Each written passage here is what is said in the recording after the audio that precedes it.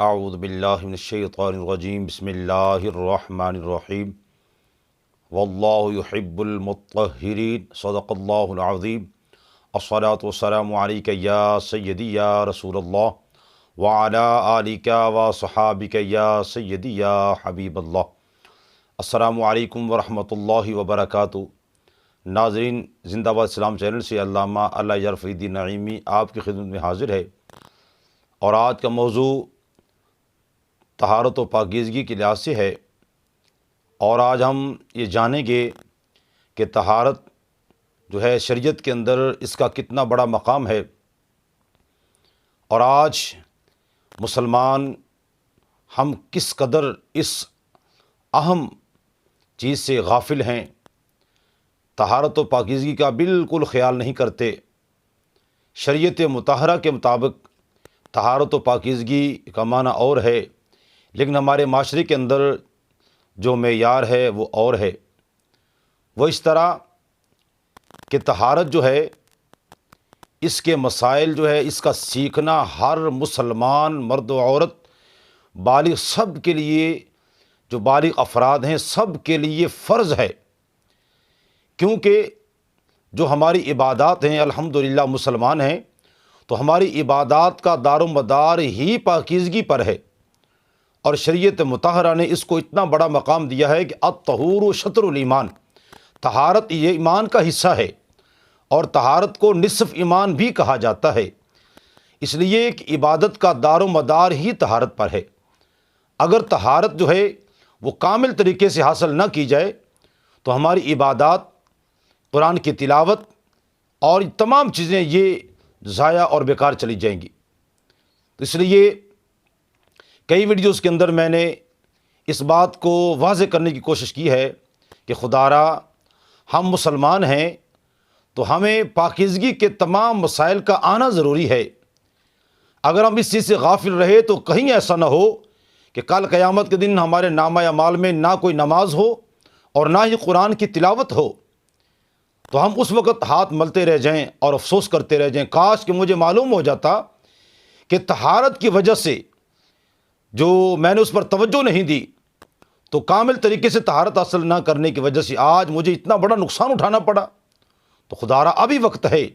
ہم سیکھیں۔ والدین سے گزارش ہے کہ وہ خود بھی اس کو سیکھیں اور سیکھ کر اپنی اولاد جو بالغ اولاد ہے ان تک پہنچائیں، اپنے بالغ بیٹوں اور بیٹیوں کو بٹھا کر سمجھائیں کہ بیٹے طہارت اس طرح اپنی حاصل کرنی ہے۔ اور پھر آپ یہ سمجھیں طہارت کی اہمیت کا اندازہ اس بات سے لگایا جا سکتا ہے، آپ یہ خیال کر لیں کہ طہارت کا ایک نمبر ہے، ایک ہندسہ، آپ چاہے کاپی پر لکھ لیں، چاہے کاغذ پر لکھ لیں، چاہے اپنے دل کی تختی پر لکھ لیں، طہارت کا ایک نمبر آپ نے لکھ لیا۔ اس کے بعد آپ نے نماز ادا کی، اس کے آگے اس کی ایک زیرو لگا دیں، یہ 10 ہو گئے۔ اس کے بعد آپ نے تہجد پڑھی، اس کے آگے آپ ایک اور زیرو لگا دیں تو یہ 100 ہو گئے۔ اس کے بعد آپ نے قرآن کی تلاوت کی، اس کی زیرو ایک آگے اور لگا دیں تو یہ 1000 ہو گیا۔ جیسے جیسے آپ عبادات کرتے چلے جائیں گے اس کے لیے آپ ایک زیرو آگے بڑھاتے چلے جائیں، تو آپ دیکھیں اس کی قدر و قیمت زیرو کی کتنی بڑھتی چلی جائے گی۔ اور اگر پیچھے سے ہم نے ایک ہندسہ لکھا تھا، اگر ہم اس کو ریز کر دیتے ہیں، ہم اس کو مٹا دیتے ہیں، تو پھر آپ غور کریں کہ باقی ہماری جو عبادات کی ہوئی تھیں وہ کہاں چلی جائیں گی۔ بالکل کیا بچے گا؟ جب ہم ایک ہندسہ جو ہے اس کو ہم ریز کر دیا، اب آگے کیا بچا؟ 0 0 0 0 0۔ اب تمام ہماری عبادات جو ہیں یہ بالکل اس کا کوئی اجر و ثواب نہیں ہوگا، بلکہ ناپاکی کی حالت میں قرآن کی تلاوت کرنا، چونکہ اس کے بارے میں آتا ہے لا یمسہ الا المطہرون، قرآن کو سوائے پاک لوگوں کی کوئی نہ چھوئے۔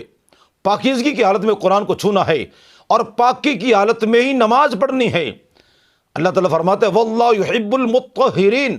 اور اللہ تعالیٰ بہت زیادہ پاکیزگی حاصل کرنے والوں کو پسند کرتا ہے، وہ خود پاک ہے اور پاکی کو ہی پسند کرتا ہے۔ ناظرین، آج ہم بڑی غفلت کا شکار ہیں۔ گھروں کے اندر خواتین کپڑے واش کرتی ہیں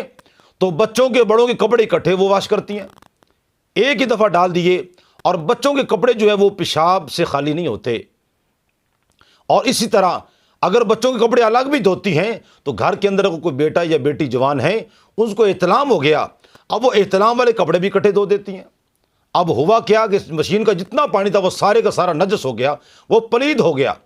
اور اسی طرح ہم اس کو نکال کے جناب ایک دفعہ واش کر لیتے ہیں تو یہ سمجھتے ہیں کہ کپڑے پاک ہو گئے ہیں، حالانکہ کپڑے پاک نہیں ہوئے۔ 3 مرتبہ اس کو ہم پہلی دفعہ اس کو پانی میں نکالیں، اس کو پھر سپن کریں، پھر پانی سے نکالیں، پھر سپن کریں، 3 مرتبہ اس کو پانی سے نکال کے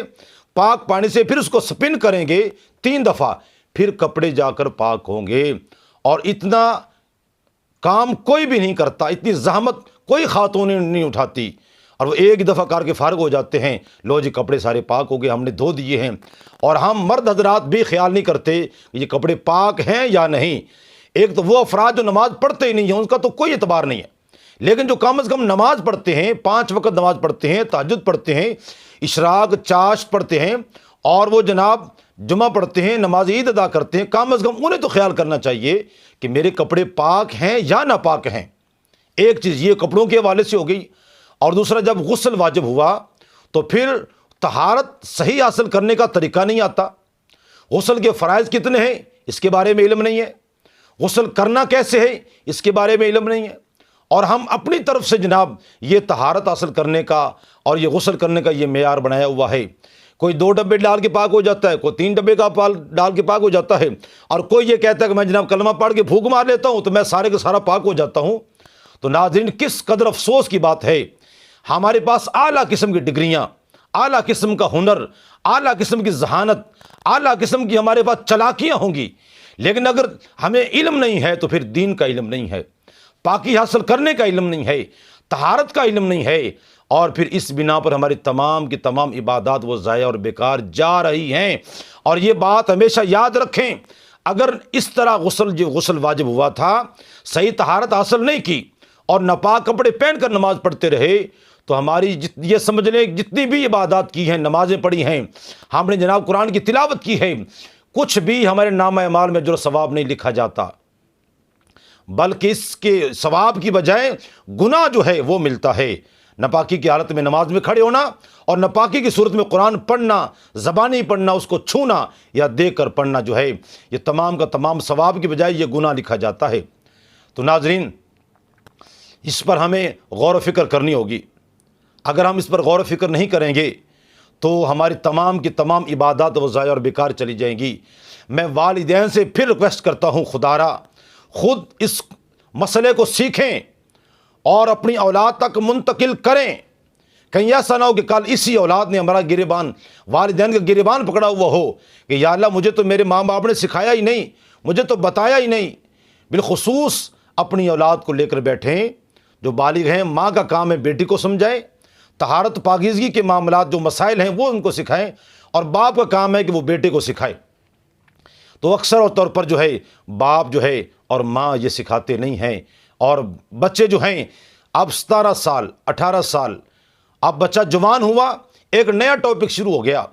اس کے بعد پھر شادی ہو گئی، اب اس کے بعد اور ٹاپک شروع ہو جاتا ہے کہ میاں بیوی کے مسائل ہیں۔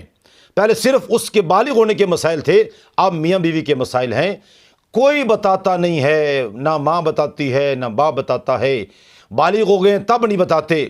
اور جب شادی شدہ ہو گئے تو پھر نہیں بتاتے کہ عورت کے مسائل کیا ہیں، حیض نفاس کے مسائل کیا ہیں، اور پھر ان کے ہم بستری انہوں نے کی ہے، اس کے حوالے سے غسل کرنا ہے اور طہارت حاصل کرنی ہے، وہ کس انداز سے کرنی ہے۔ ناظرین یہ بڑے افسوس کی بات ہے، آج ہم اس سے بڑے ہی غافل ہیں اور ہماری عبادات ضائع اور بیکار جا رہی ہیں۔ تو خدا را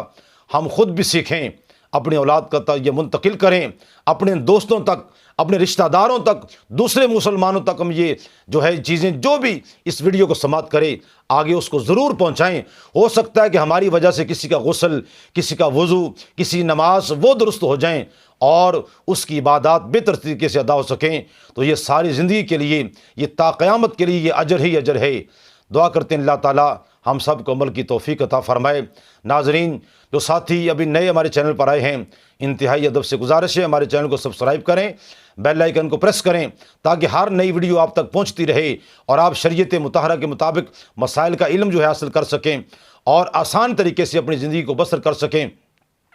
ہماری ویڈیو کو آپ لائک بھی کریں، شیئر بھی کریں اور کمنٹ کر کے اپنی رائے کا اظہار کریں۔ جو بھی مسئلہ آپ کو درپیش ہے آپ ہمیں کمنٹ کر کے بتائیں، انشاءاللہ تعالی ہم اللہ کے فضل و کرم سے ہم اس کے مسئلے کا حل قرآن و حدیث کی روشنی میں ہم تلاش کر کے آپ تک پہنچائیں گے۔ اللہ تعالی ہم سب کا حامی و ناصر ہو۔ السلام علیکم ورحمۃ اللہ وبرکاتہ۔